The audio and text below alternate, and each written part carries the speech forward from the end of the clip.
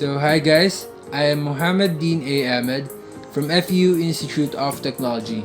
I'm a graduating student majoring in civil engineering and currently an intern here at Concipio Tectura, one of the rising architectural firms here in the country. It's led by architect Eric Banyo, an architect with a huge portfolio of projects, both local and in international countries such as Kuwait, UAE, and Qatar. We all know that the Middle East is a major hub of structural development, especially the UAE. And architect Eric Banyo has a decade of professional experience in these countries. I could say that it's been truly an honor to be trained by him. In this video, I'll be talking about the recently proposed House Bill 10234, or the act of elevating the regulation and practice of architecture in the Philippines. I'll be talking about the bill, my thoughts about it, and my point of view as an engineering student.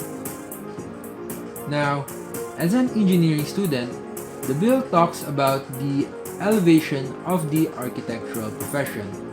Now, some of these clauses in the House bill are what you might say questionable. First is the outsiders. An engineer and an interior designer would join the Board of Architecture. Why is there a need for these two professionals to be in the board? Does that mean an architect and an interior designer would also be in the Board of Civil Engineers? If the point is so that we could get the other profession's perspective, doesn't the boards of each respective profession talk? That's the first. Second is the failure. The bill prohibits the student from taking any more exams in the future if the student fails 3 times in the board exams. I think this is too much. Shouldn't we help them further improve? In my opinion, this would lead to depression, as imagine all the hard work, all those sleepless nights turn to nothing. In the worst case scenario, it might also lead to suicide. Third is safety. The bill allows the civilians to prepare construction documents directing the design of buildings, as long as it's for their own use. In my opinion, this is wrong. Who knows, you might be designing your own house, but it might endanger the property of the other neighbor. Having an engineer and architect is a good investment to build a house. The engineer and architect would always know the proper codes and safety measures in designing. It's basically an investment for your safety. As of now, those are the 3 parts of the bill that I find most questionable and unnecessary. We might not know the exact answers to these questions until the officials discuss these new provisions further. Good.